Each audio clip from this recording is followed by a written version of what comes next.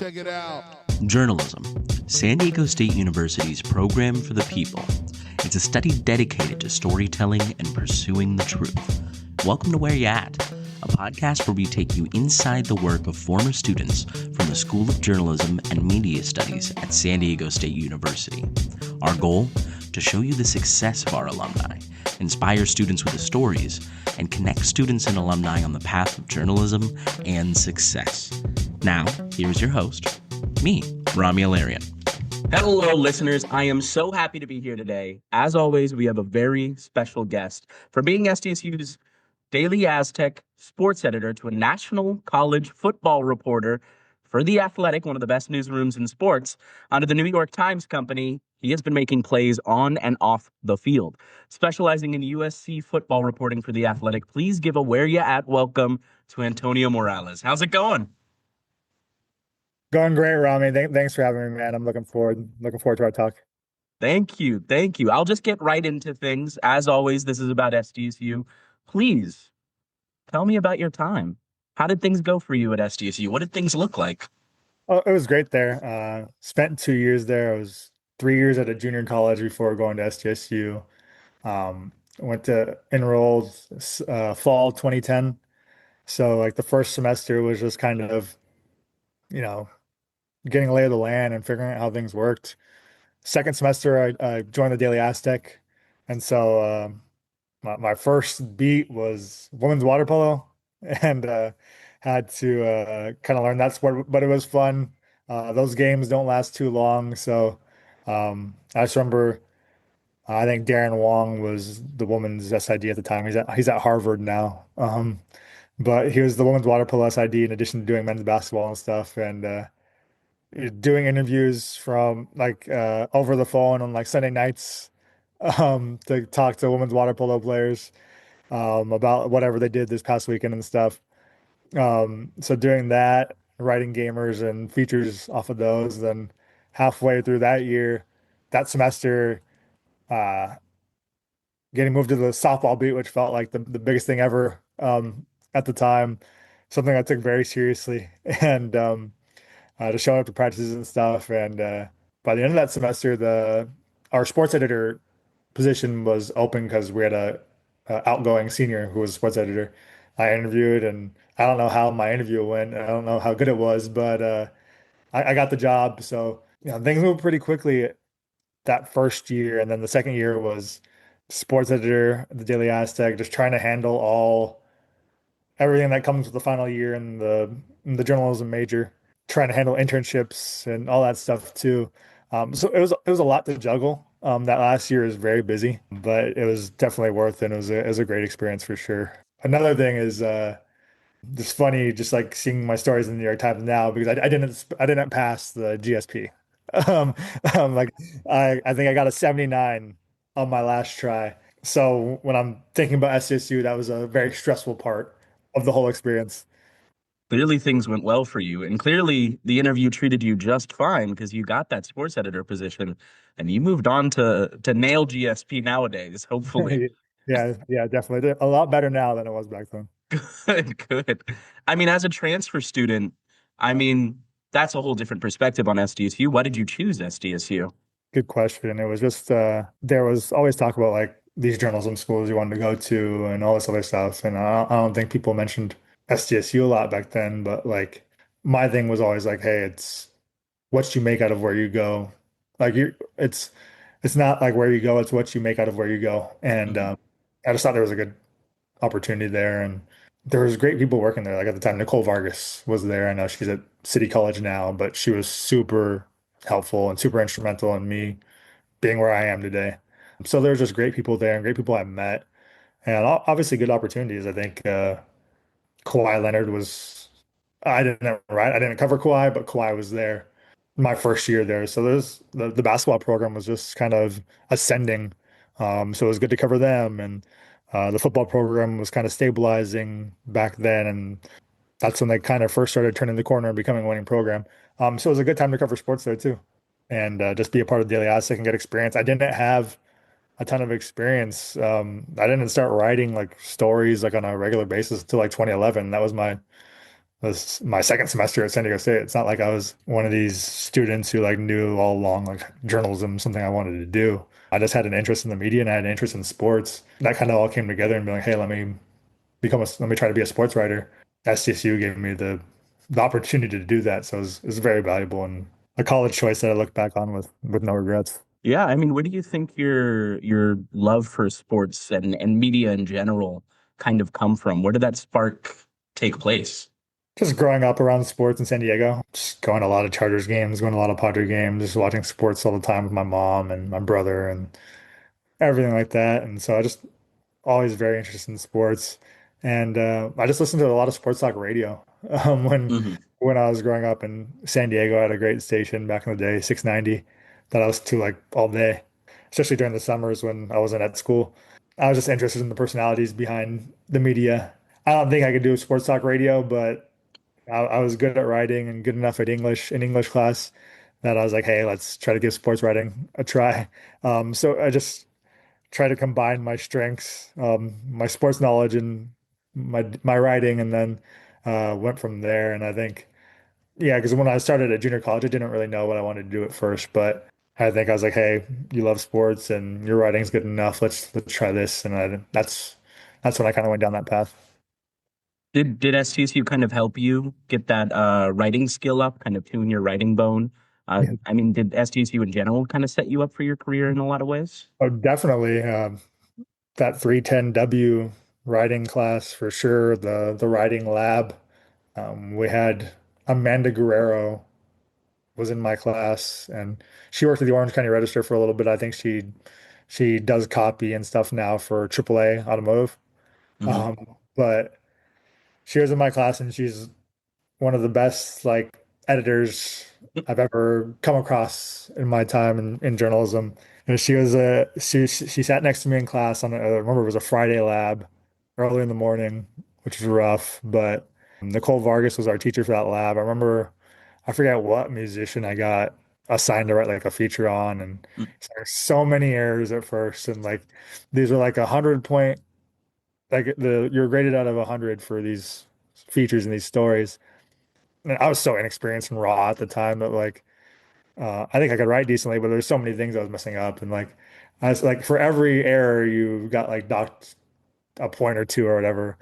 I just remember like getting like 75 points docked off. Like one of my first features, like my rough drafts, like, dude, this is bad. But like I worked with like Amanda a lot and she just like throughout that semester and just like because you proofread your classmates' stories sometimes, and like if you had a good relationship with somebody, then um, you could just kind of work with them a lot. And Amanda was a great editor, and she helped me so much. And by the end of the year, I remember writing. We had a I think it was the next semester actually.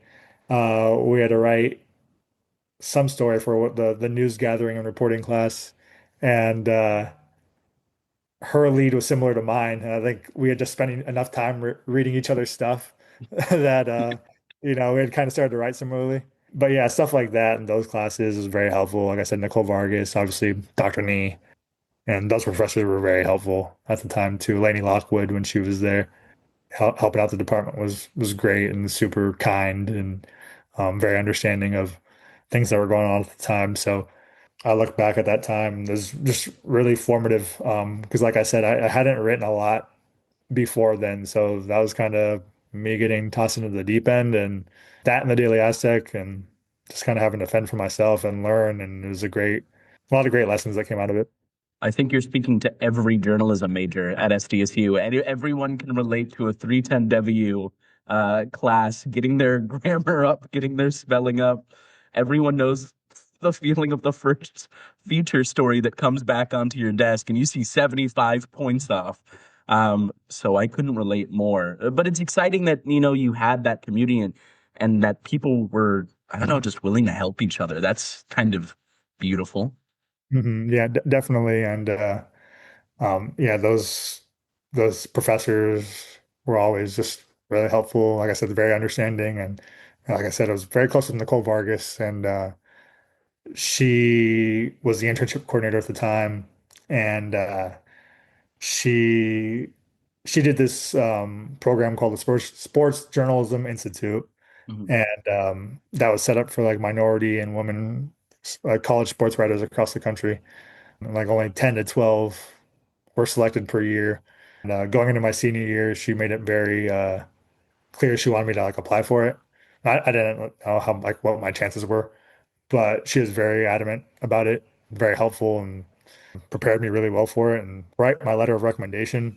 And I applied for it, and then during Christmas break or that break after fall semester of my senior year, SGI reached back out to me and they're like, "Hey, would you be willing to take an internship on the West Coast, on the East Coast?" I was like, "Whoa, like, what's this mean?"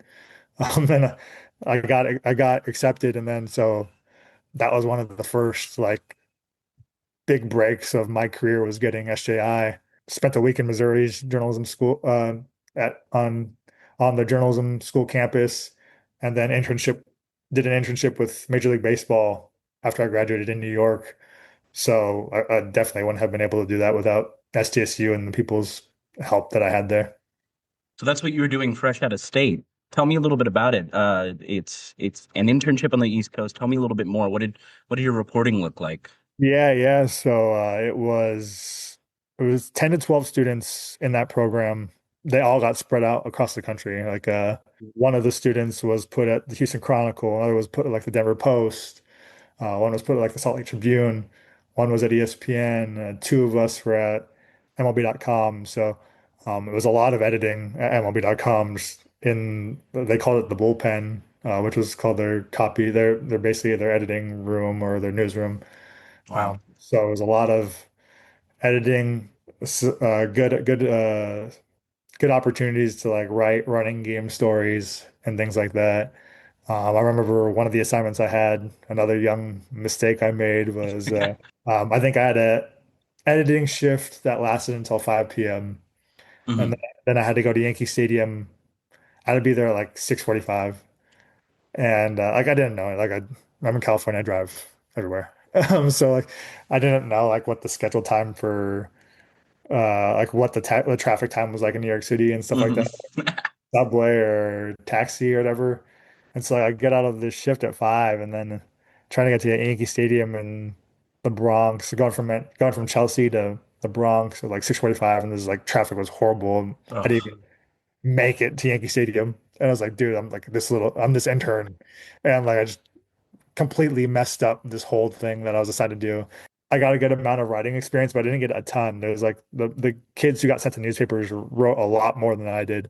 So the fact I missed an opportunity to write a story, I was like, oh man, like that was brutal. But a good teaching lesson to get out of that. But I was able yeah. to get more writing opportunities after that internship.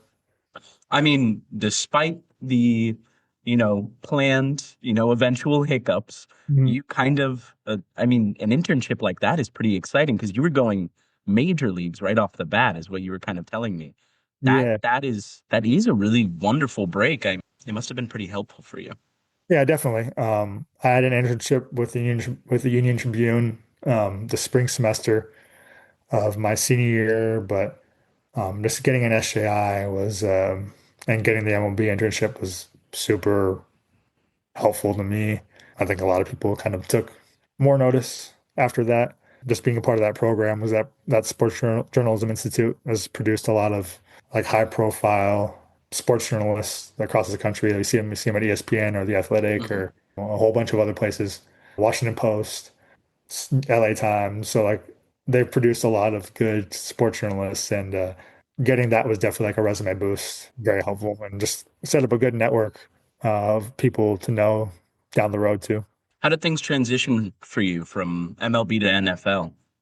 No, so after college, like I know recent grads will always be like, how is the transition like? Blah blah blah blah Yeah. blah. Like I didn't have a full-time job journalism until I graduated in May 2012. I didn't have a full-time job in journalism until January 2013. It took a while. Yeah. I know the job market's hard now, I, but it was hard then too. My senior year at SDSU, I freelanced a couple high school games for the Orange County Register. There's only like two of them. and like these stories were like 200 words long. But like whenever an Orange County team would play in San Diego on a Friday night, high school football on a Hmm. Friday night, I did it. I like twice. I covered the game in San Diego for the Orange County Register. Just gave them 200 words really quick on deadline, and then just sent it off and went on with my day. I did decent enough in those two opportunities that the next year came around. Like I was still looking for a job, but they're like, "Hey, we'll give you the opportunity to freelance every Friday." I was tutoring at my high school, Helix High School. I was tutoring their like freshmen that fall. Every Friday, I would drive from East County in San Diego, from La Mesa to South Orange County to cover a high school game. And I think my deal with the Register, my agreement with them was like, hey, for every three games you write, because I was driving from San Diego to Orange County, but they like my stuff. So like for every three games I was riding, they'd pay me for four, just for like extra gas money or whatever. So like Wonderful. yeah, so I did. There was a game in San Diego that I covered where somebody broke some record or something for an Orange County record. I handled it well enough on deadline that I think they got really impressed with me and they just kind of kept me on their radar. And then they started this like post grad program a couple months later, and they ended up hiring me full time in January. But it was through that freelancing and stuff that I had to do for Mhm. like 4 or 5 months that really opened the door for that. That's what I tell people all the time now. Like if you're looking for a job after graduation, just like you have to get your foot in the door somewhere. That was something I needed to do. Luckily that led to a full-time job at the Register. Now, Antonio, I may be a little bit of a rookie when it comes to sports journalism, but how does it feel to, go from doing these freelance games to all the way to the Athletic to the New York Times? Was that always the goal for you? I think my goal was to be just like love college football. Yeah.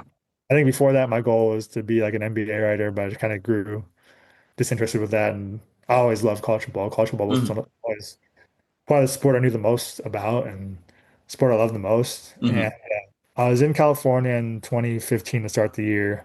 Moved to Texas for like 4 months because my now wife was had a job in Texas. But after 4 months, like covering high schools in Texas, there was an opportunity covering Jackson State in Mississippi. And then so I figured if I did well enough on Jackson State that I could get an SEC like Ole Miss or Mississippi State. And the Hmm. SEC is the best conference in college football. It's the biggest conference. It's the one that gets the most attention. It's the one that produces the most players for the NFL.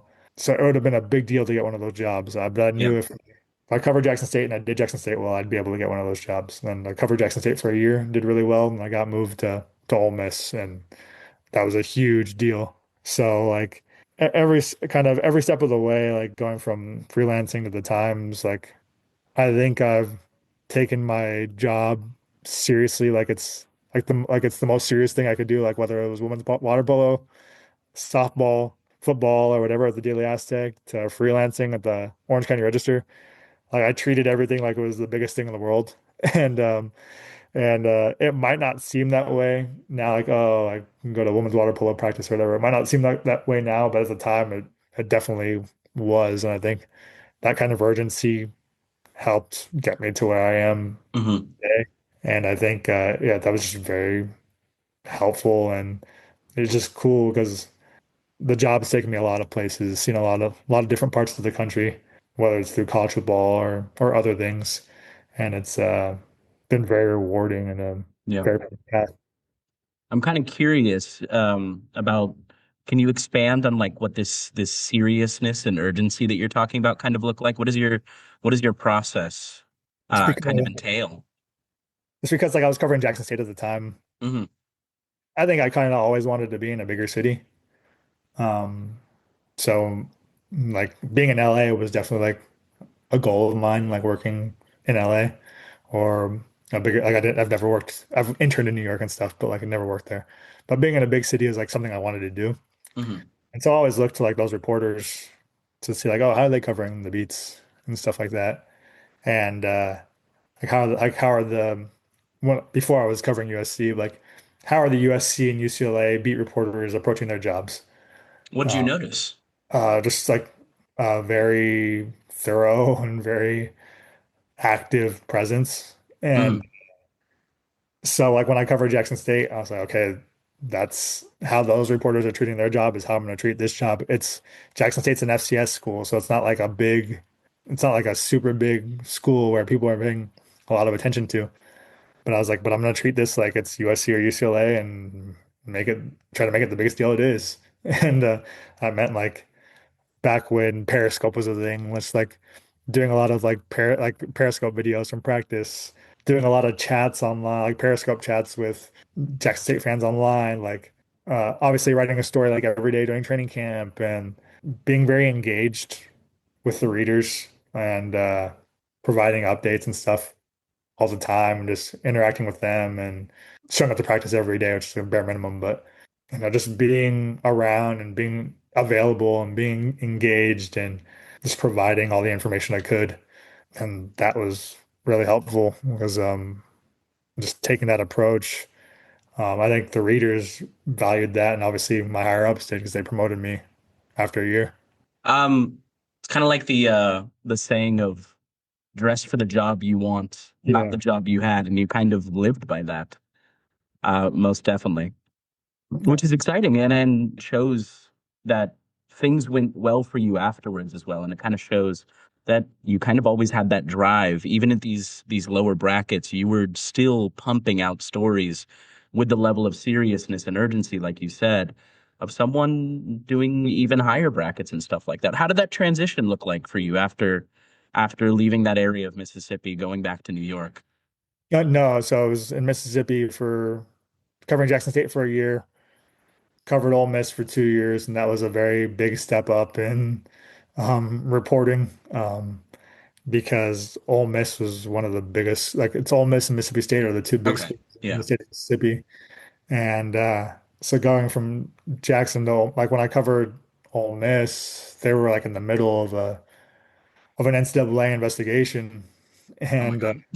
so like I didn't like I was covering I'd only covered Jackson State for a year. I didn't have any sources at Ole Miss. I didn't have any sources inside the NCAA, and I think the paper at the time was we were really struggling with our breaking news coverage in terms of that investigation, and Yeah. um, so I knew that was a big priority. I was like, but the first year on any beat, and this is what I always tell beat reporters and people who are adjusting to new roles, that your first year on the beat's going to be the worst year for you because you don't know anything and you're just learning, and you're still trying to figure things out. Like you don't know where the bathroom is. You're still trying to figure that out. Like you're just trying to get the basics down. So like, and I was somebody who was at that time like I was switching jobs a lot. So Hmm.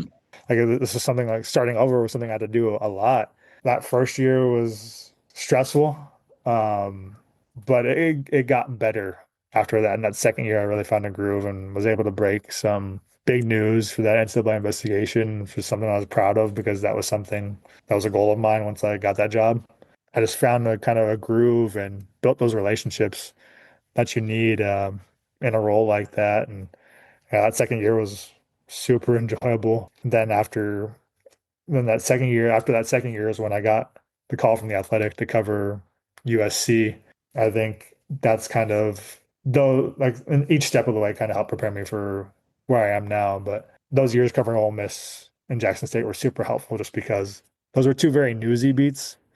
So like a lot of stuff happened. Like Jackson State's coach, their head football coach, got fired within like 2 or 3 months of me on the job. Wow. I was able to break that news, and then Ole Miss was in that NCAA investigation. Their head coach at the time resigned. Their basketball coach got fired. So there's just a lot going on. So like being on those beats helped get my name out there a lot. Yeah. And I think that's it helped the Athletic kind of figure out who I was, and just because my name was my reporting was out there a lot. Hmm. You're a testament to your past hard work. I mean, that's wonderful. What kind of changes reporting wise went from when going from team to team? What kind of changes did you see? How does reporting for the Tigers differ from reporting for the Trojans? It was just you just have to find new people to talk to at every school. You don't know Yeah.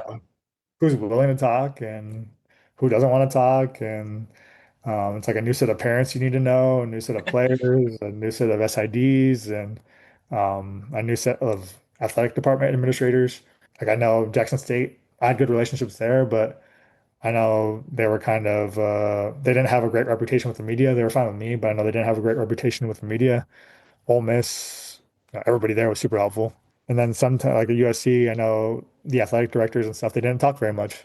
So it's just different everywhere you go. It just really depends on the personalities. And I think just like any job, you have to figure out the personalities that are around you and that you're going to be interacting with every day because knowing those personalities and how to mesh with them is going to be a big part of kind of how successful you are, accomplishing what you need to accomplish and just going about your daily work because once you kind of figure that out, then everything's easier from there. When all those newsworthy things were happening, where did you usually gather the stories? I mean, you were saying that you were fresh into the newsroom. You didn't even know who to talk to, not even where the bathroom was. Where did you go about finding those sources? You just have to be around every day and show Yeah. up every day. One of the tips I got for a story was somebody reached out to me from like a block number, gave me the tip. I think that was just because I was covering the team every day and I was fair. And just being around and having a presence just helps so much.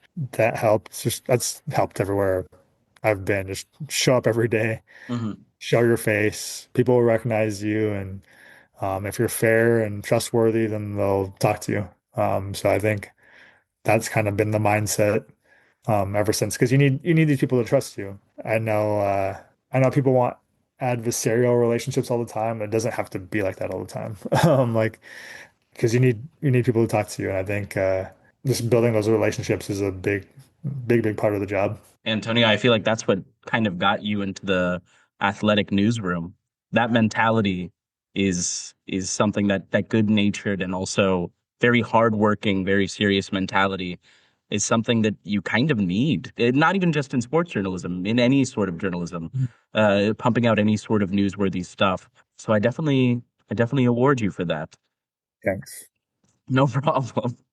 It kind of describe, let's kind of look at your career more nowadays. And I'm kind of interested, what does the process look like at the Athletic? It's been here. I've been here 7 years now. Yeah, Like, things have changed even from yeah, even from you first getting in the door. yeah, no, because when I first started, it was you would say like Antonio Morales from the Athletic, and nobody knew what the Athletic was. Hmm.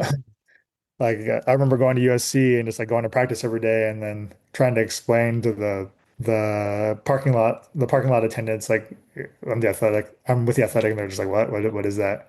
And so it's been great to see where we started and like where we're at now, and just how big we are, and obviously being a part of the Hmm. New York Times.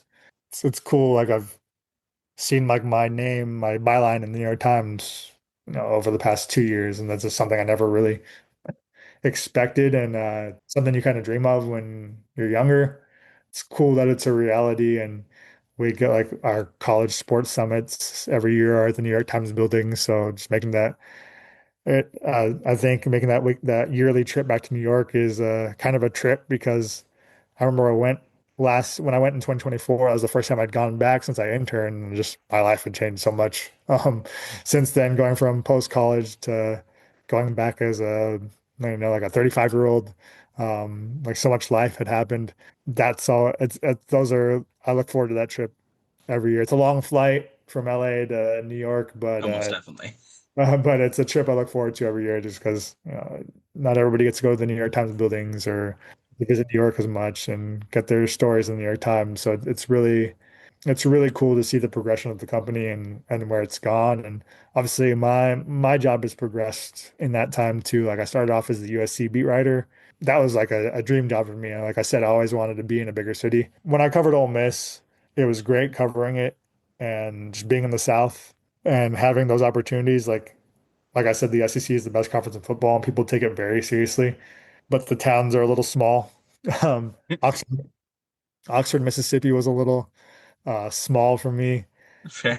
I loved it. It's a great place. It's a great place for sure. But I think feel like everybody knows everybody over there. Hmm. I remember like one time, this wasn't in Oxford, but it was in Jackson, like going to like a FedEx place, and then they saw my name and they recognized me from the newspaper because everybody just reads college football stories. Yeah. Um, What a good feeling. yeah, and so like they recognized me and like I never met this person before, but they knew my name, and so that was cool. But it's like, oh man, the state's really small and really like into their college football, and so like in LA, you can kind of be anonymous, and so I just always wanted to be in a bigger city, and I wanted to cover college Hmm. football in a big city. So covering USC was just such a great opportunity. It was a program I grew up watching a lot, just being in San Diego. Yeah. And yeah, like I said, it was a great opportunity. And I covered them for 7 seasons. Those were very eventful seasons too. And then this past April, I got promoted to the national staff at the Athletic. Amazing. Thank you. And then so I got promoted to the national staff. So it's kind of taking a broader view of college football and some of the trends that are happening within the sport. That's been fun too, because it's just I love the sport and getting to watch it. Not that I didn't pay attention to it broadly when I covered USC, but just being able to dig in and go find a variety of stories at different schools across the country has been great. And just getting to meet people and talk to more people at different programs, whether it's somewhere in Kentucky or somewhere in Virginia, as opposed to just LA. It's great and been really, really fun. You're saying things are general. What was there still a little bit of a focus when it comes to your writing, or what was your beat after you got promoted? My beat right now is just it's a focus on roster construction and Okay. roster building. So how these college football programs acquire these players and how they put their rosters together. Nowadays in college football, these rosters shift dramatically every year. It's basically free agency. How'd you fall into that specialization? I followed recruiting. Recruiting used to be the main way teams built their rosters. Hmm. I, I watched a lot of high school football growing up. It's something I was very, very interested in. And high school football is what feeds these college football programs. That's the feeder into that's the development feeder into these college football programs. That's where the talent comes from. So Yeah. I was always kind of keenly aware of like always the players in high school that were coming up and were supposed to be the big college football stars. So I followed recruiting a lot before I even covered high school football and before I even covered college football. It was something I followed very closely. So when I got a job covering college football, recruiting was always something I was going to take very seriously and make a priority. I think that the fan bases like feed off that hope that a new player could bring. So they were always interested. They were always interested in recruiting stories. And there's They're 25 waiting for them. yeah, Yeah. there's 25 new recruits that come in every year. So like they're just like, oh, this is going to be the class that turns our program around, or this is going to be the class that we win our championship with. So they're just always interested about learning about these new guys. I always took an interest in recruiting and always felt like that was an underserved from like a newspaper traditional media outlet perspective. Recruiting was always super underserved, and there are like recruiting websites that cover college teams, but it's mainly like, oh, this kid visited so and so, and they're gonna go this place next, and they said this place felt like home. And it's like very boilerplate kind of stuff. Writing about recruiting and now player acquisition in a different way was something I think wasn't being done a lot in the athletic. Even when I was covering USC, they gave me the opportunity to do that stuff. And now it's like my main focus. So being able to lean into that's just really fun. Yeah, yeah. It sounds really fun too. I mean, I'm definitely interested. It's kind of like almost the data journalism side of sports journalism. I'm wondering how the data collection in your research, what kind of research goes into talking about roster collection. There's these star ratings. Don't want to get too deep into it, but there's That's fair. there's star ratings for like recruits and stuff. Like so, like your best recruits are 5 stars. Like the next best recruits are 4 stars. So you're always researching like, oh, who got the most 5 stars, who got the most 4 stars. Hmm. People kind of look down on 3 star recruits, but those guys develop into really good players too.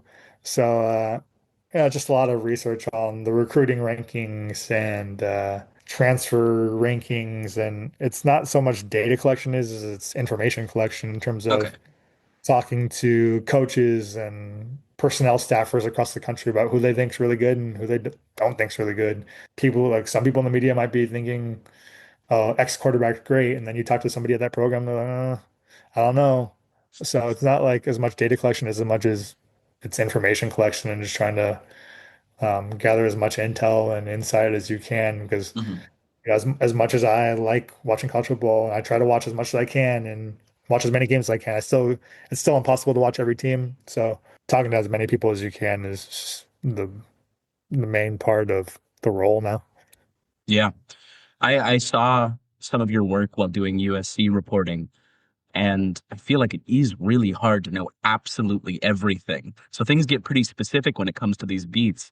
And I saw you even doing like Q&As and stuff like that. You have to know a lot of information about one team if you're reporting on them. You have to know a lot of information about roster collection if you're reporting on them, because people are going to ask you questions. And I feel like there's only so much information that you can really know.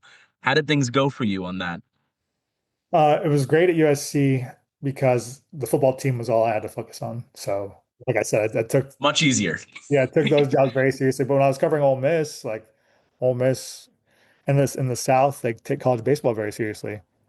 So like I couldn't spend all my time focused on football. Like football was the main thing. You had to cover college basketball too, and then you had to cover college baseball, like which started in February. I think around March is when like things got super hectic because it was when all three sports overlapped. And that was like, so football was doing spring practice, basketball was just ending their season, and baseball was like just starting their season. And so that was a really hard time to kind of keep your head afloat. But when I got to the athletic, the only focus was USC football. So it was very good to just be able to drill down on one team. When I got to the athletic in 2018. The 5 years I'd been in the industry at that point. I think I was at the LC Register for like 2 years. Was in Texas for like 4 months. Jackson State for a year, and Ole Miss for 2 years, and just reading some like veteran reporters stuff on like the Warriors or somebody. I was like, oh man, you could tell like they have this intel and this voice they write with because they've been on this beat for a long time. They've built those relationships and they've seen this roster take shape over time and they've seen the mistakes, they've seen the hits, they've seen the rise. When I got to the athletic, I think one of the things I wanted to do was I wanted to be on a beat for a while because I hadn't done that like in Hmm. my stops. It was like a year or two here, a year or two there, a couple months there. So I wanted to be on USC for a while, and so I was there for 7 seasons, and I'm still around. I went to the game last weekend, even though I'm not covering the team like on a Oh, day-to-day basis. I'm still paying attention to the team, but most definitely.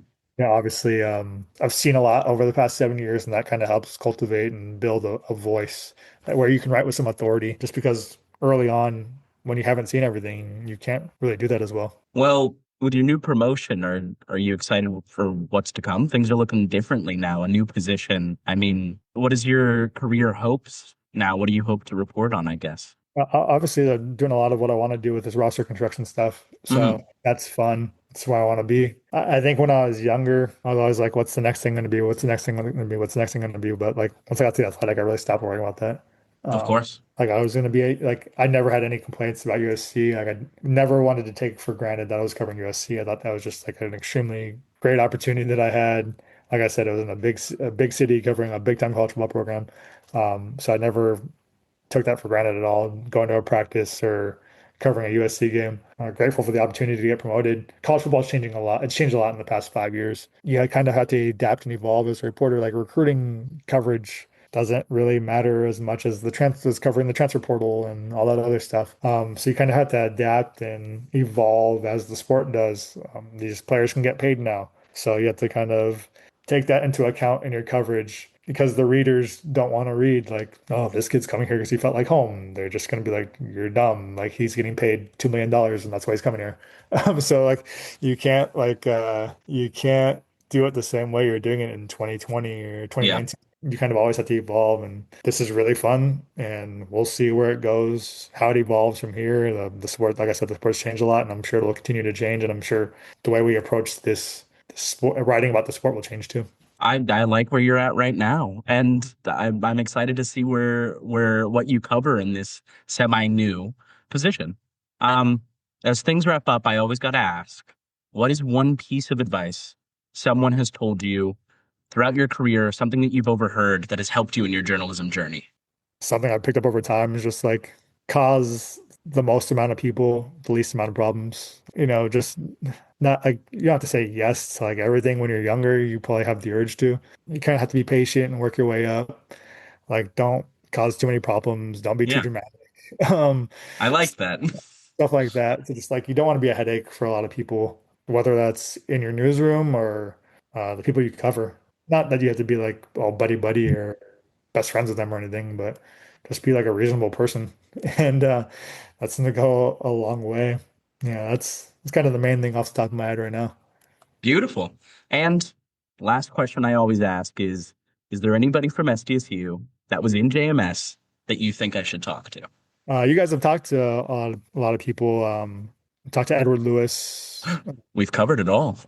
Anna Ceballos. You could obviously talk to Jennifer Bowman. Jennifer Bowman was a great friend of mine at SCSU, and obviously she's doing great things at iNews Source. So those are the kind of the three main people I can think of off the top of my head. But there's a lot of great people to talk to from SCSU, and I think I find out more and more every year, like, oh, this person went to SCSU, this person went to SCSU. So Mhm. it's good to kind of see that evolve and see more people kind of pop up that went there. Well, Antonio Morales, thank you so much. Good suggestions, of course. I'm excited to reach out to those people. I can tell you that. Um, Thank you so much. I appreciate you coming on here today. I'm excited to see what you do with roster collection. I'm excited to look into that side of things, and thank you so much for coming on. No problem, Rami. Thanks for having me, man. Thanks for listening to the Where Ya At podcast. This is Devin Watley from the class of 2021. Thanks to Martine Marine for creating the music you're hearing right now, and Alex Piscatelli for her work on the podcast name and artwork on social media. And a reminder to SDSU alums, we really want to know where you at. Tell us about your career. Get involved in the school. There's many ways you can do this, from donating your time or money, mentoring students, to even speaking in classrooms in person or on Zoom. Your work can help us grow the program and create more opportunities for our students to succeed. Again, thanks for listening. Subscribe to this podcast. Tell your friends. Recommend us a future guest. And go Aztecs.